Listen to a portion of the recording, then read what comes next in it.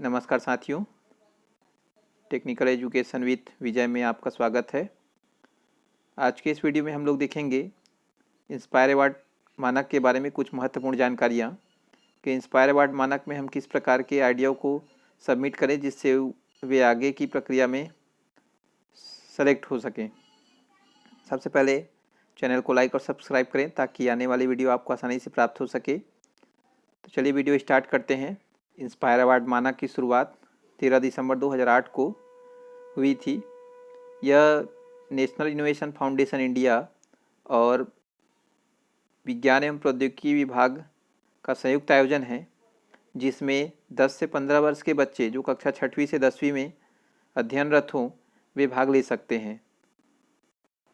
Inspire award मानक में चयन के 5 चरण होते हैं, जिनमें से पहले चरण में लगभग 10 लाख विचारों को स्कूलों से आमंत्रित किया जाता है तथा इनमें से प्रत्येक विद्यार्थी को 10,000 रुपये की सहायता राशि प्रदान की जाती है, जिससे वे अपने विचारों को मूर्त रूप दे सकें। चयन के दूसरे चरण में जिला स्तरीय प्रदर्शनी की जाती है, जो देश के प्रत्येक जिले में आयोजित की जाती है, जिसमें लगभग 10 लाख विचारों को प्रदर्शनी में प्रदर्शन के लिए रखा जाता है। इन 1 लाख विचारों में से लगभग 10,000 विचारों का चयन राज्य स्तरीय प्रदर्शनी के लिए किया जाता है, जो राज्य स्तर पर आयोजित किए जाते हैं।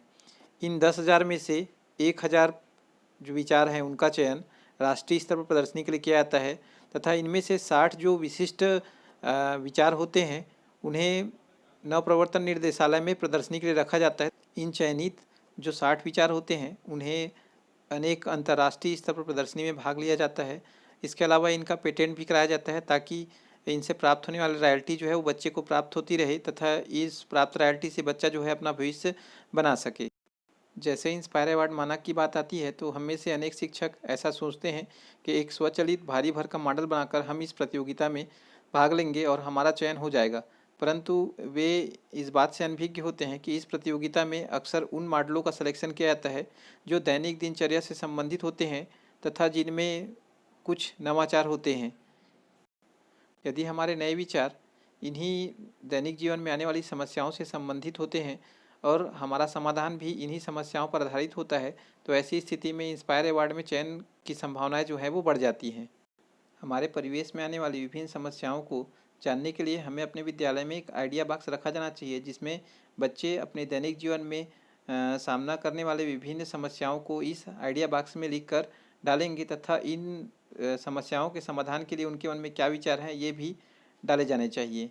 इसके अलावा बच्चों को अवलोकन हेतु प्रेरित करें कि वे अपने आसपास में घटित होने वाली विभिन्न घटनाओं का सूक्ष्मता से अध्ययन करें और उन समस्याओं पर गहनता से विचार करें।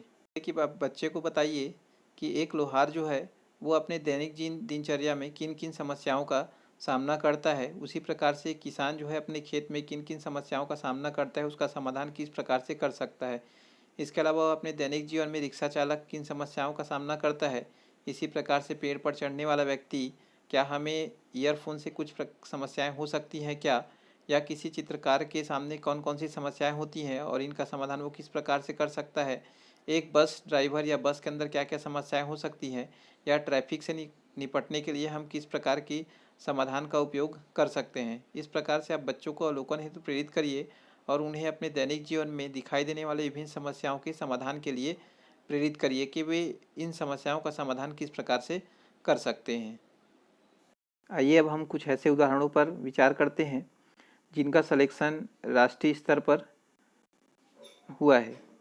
सबसे पहला उदाहरण एक दृष्टिहीन व्यक्ति के लिए स्मार्ट चश्मा है, जिसका सिलेक्शन राष्ट्रीय स्तर पर हुआ है। यह चश्मा जो है वो दिव्यांग व्यक्तियों के लिए बहुत ही उपयोगी है, जो उनके मार्ग में बाधा आने पर एक कंपन के द्वारा विकलांग व्यक्ति को सचेत करती है, जिससे विकलांग व्यक्ति की समस्या का समाधान हो सकता है।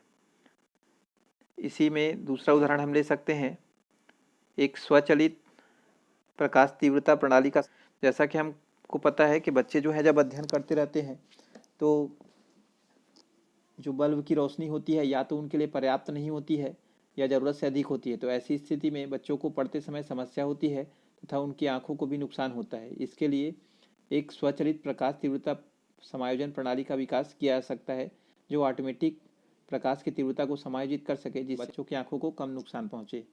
इसी प्रकार से वॉश बेसिन का उपयोग तो हम सब करते ही हैं, लेकिन वॉश बेसिन का उपयोग करते समय छोटे बच्चों को समस्या होती है कि वॉश बेसिन जो है ऊंचाई पर स्थित होता है, जिससे उनको हाथ धोने में समस्या होती है। इसके लिए एक एडजस्टेबल वॉश बेसिन का भी निर्माण किया जा सकता है, जिससे बच्चे जो हैं और बड़े दोनों आसानी से वॉश बेसिन का उपयोग कर सके। इसके अलावा ऐसे श्रमिक जो चिरंजी को फोड़ते हैं, उनके लिए यह काम काफ़ी समय लेने वाला होता है, क्योंकि उनको बड़ी ही सावधानी के साथ चिरंजी फोड़ना होता है ताकि उसके अंदर का जो दाना है वो ख़राब ना हो। इसके लिए एक ऐसे पोर्टेबल चिरंजी डिकोर्टिकेटर का उपयोग निर्माण किया जा सकता है जो आसानी से चिरंजी को फोड़ सके। इसके अलावा अन्य उदाहरण भी हैं।